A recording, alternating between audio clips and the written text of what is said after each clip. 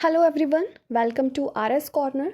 तो जैसा कि हमने लास्ट कल के दिन में हमने क्या किया था कि एंशियंट वर्ल्ड हिस्ट्री को हमने शुरुआत की थी, जिसमें कि हमने 4 एजेस के बारे में पढ़ा था, जो कि ब्रोंज एज सिविलाइजेशंस थी, जिसमें हमारी लेखन प्रणाली जो है वो शुरू हुई थी।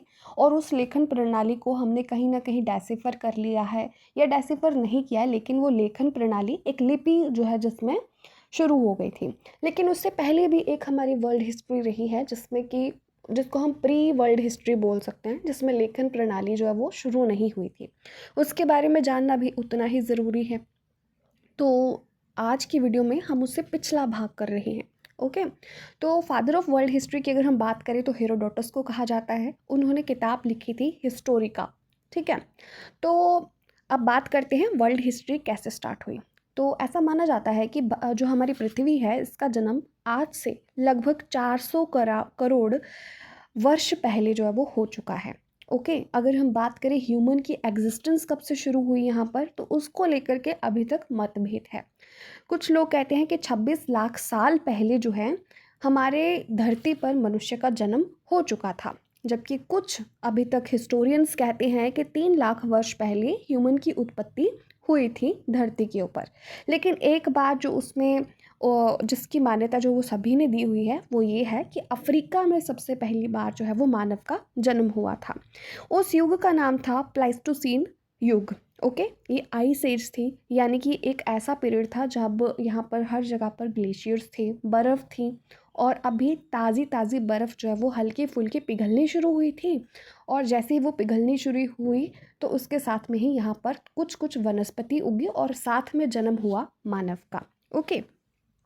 तो ऐसे ही पीरियड में हमारे पास में आइस एज के अंदर जो है वो ह्यूमन बीइंग की एग्जिस्टेंस जो है वो फर्स्ट टाइम नोटिस की जाती है 26 लाख साल पहले, या फिर 3 लाख वर्ष पहले अफ्रीका में। ओके। तो अगर हम बात करें आइस एज के फीचर्स की, तो सबसे पहला फीचर तो इसका यही है कि यहाँ पर ग्लेशियल पीरियड जो है वो थोड़ा सा ग्लेशियर्स जो है वो पिघलने शुरू हुए थे हल्के फुल्के, और उसके साथ में वनस्पति और मानव का जन्म हुआ था। ओके। अब बात करते हैं कि उस समय का मानव जब नया नया जन्म हुआ था उसका, और उसे ज़्यादा चीज़ों का पता नहीं था, तो वो क्या खाता था। तो वो खाता था कच्चा मीट, और इसको वो कैसे प्राप्त करता था, शिकार के द्वारा। और इसके अलावा जितने भी कंद मूल यानी कि कच्चा उसको वनस्पति मिलती थी, वो उसको खा जाता था बिना किसी नॉलेज के। बात करें कपड़ों की, तो सर्दी तो थी, ग्लेशियर्स पिघल रहे थे तो सर्दी तो थी। तो वो अपने आप को ढांपने के लिए क्या करता था, एनिमल्स की स्किन को यानी कि पशुओं की खाल को पहन लेता था, और वृक्षों के जो पत्ते होते थे उसको अपने ऊपर लपेट लेता था अपने आप को ढकने के लिए। शेल्टर के लिए वो गुफाओं का यूज़ कर लेता था। ओके। और अगर बात करें कि वो किन टूल्स यानी कि कौन से औजारों की सहायता से शिकार करता था या अपना बचाव करता था, तो वो थे पत्थर। ठीक है। तो वो पत्थर जो है वो बहुत अच्छे तरीके से रिफाइंड नहीं होते थे, लेकिन उनको वो औजारों की तरह इस्तेमाल करता था। अब बात करते हैं कि जो ग्लेशियल पीरियड है, या आइस एज है, या प्लाइस्टोसीन जो एज है, ये इसका समापन कब हुआ। अगर हम पूरे के पूरे विश्व के संबंध में देखें, तो 12,000 जो BCE है, उसमें जो है वो ईसा पूर्व में जो है वो इसका जो है वो समापन हो चुका था। ठीक है। यानी कि इस 12,000 ईस्वी पूर्व तक जो है वो इसका अंत जो है वो हो चुका था। लेकिन अगर हम बात करें इंडिया की, तो इंडिया में ये 2500 BCE तक जो है वो चलता रहा था। ठीक है। तो अब बात करते हैं कि जैसे ही ये आइस एज ख़त्म हुई, तो तब तक क्या क्या आगे जो है वो एडवांसमेंट्स हो चुकी थी, मानव ने क्या क्या सीख लिया था, और अब उसका जीवन कैसा था। क्योंकि ये एक बहुत लंबा पीरियड है, तो उसके बीच में काफ़ी सारे आविष्कार हो चुके थे। मानव को बहुत कुछ जो है वो अब अपने रहन सहन के लिए पता था। ठीक है। तो यहाँ पर क्या स्टार्ट हुआ था, सबसे पहले जो है वो पहले migratory kind of human being जो वो था वो रहता था, क्योंकि वो शिकार करता था और उसके लिए वो भटकता रहता था, और उसके पास एक कॉमन घर नहीं होता था।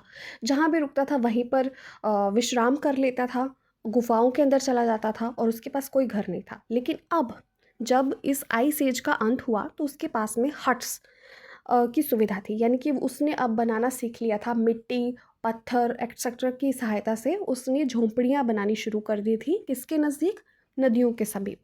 और वहीं पर उसने अपनी फैमिलीज़ को बनाना शुरू कर दिया था, यानी कि उसका परिवार होता था, अब बच्चे होते थे, और वो इकट्ठे रहते थे। अपने बचाव के लिए भी, और इकट्ठे रहते थे तो उन्होंने जो वो एग्रीकल्चर स्टार्ट कर दिया था। उनके पास अच्छे हथियार होते थे जो कि पत्थर के बने हुए होते थे, तो और उन्होंने एग्रीकल्चर को स्टार्ट कर दिया था, कृषि करना शुरू कर दिया था। ऐसा माना जाता है कि जौ, चावल, गेहूँ जैसी चीज़ें जो है वो उन्होंने उगाना शुरू कर दी थी, और बहुत सारी सब्जियां भी वो खाते थे।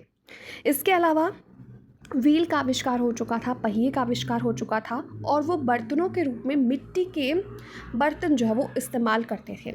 इसके अलावा फायर का जो है इन्वेंशन हो चुका था, तो वो मिट्टी के बर्तन जो है वो पके हुए होते थे। दूसरी बात, वो खाना भी पका हुआ अब खाते थे।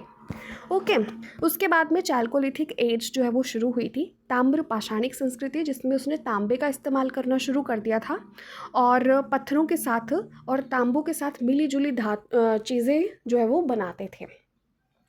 अब 12,000 ईस्वी पूर्व तक आइस एज का एंड हो गया, और उसके बाद में मानव ने अलग अलग पार्ट्स ऑफ द अर्थ में माइग्रेट करना शुरू किया, और उसके बाद में हमारी जो है वो अलग अलग सिविलाइजेशंस आई हैं, जिसमें कि कल के दिन में हमने ब्रॉन्ज एज सिविलाइजेशंस के बारे में पढ़ा था, और एंशियंट वर्ल्ड हिस्ट्री हमारी जो वो शुरू होती है।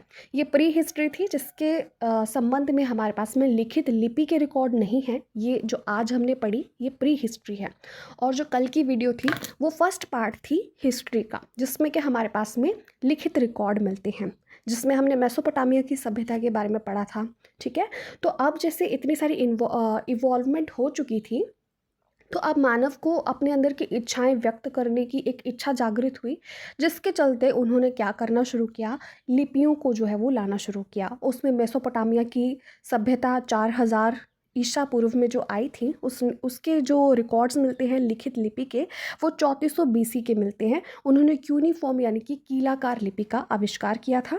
ठीक है, और उसमें उन्होंने क्या किया था कि मिट्टी के जो छोटी छोटी गोलियां थी उनके ऊपर लिखित फॉर्म में कुछ ना कुछ कलाकृतियाँ की थी, जिसको कि हेनरी रॉलिंसन ने डेसिफर किया था, पढ़ा था। ओके, इसी तरीके से आगे हमारे पास में लिखित सभ्यताएं आनी शुरू हुई।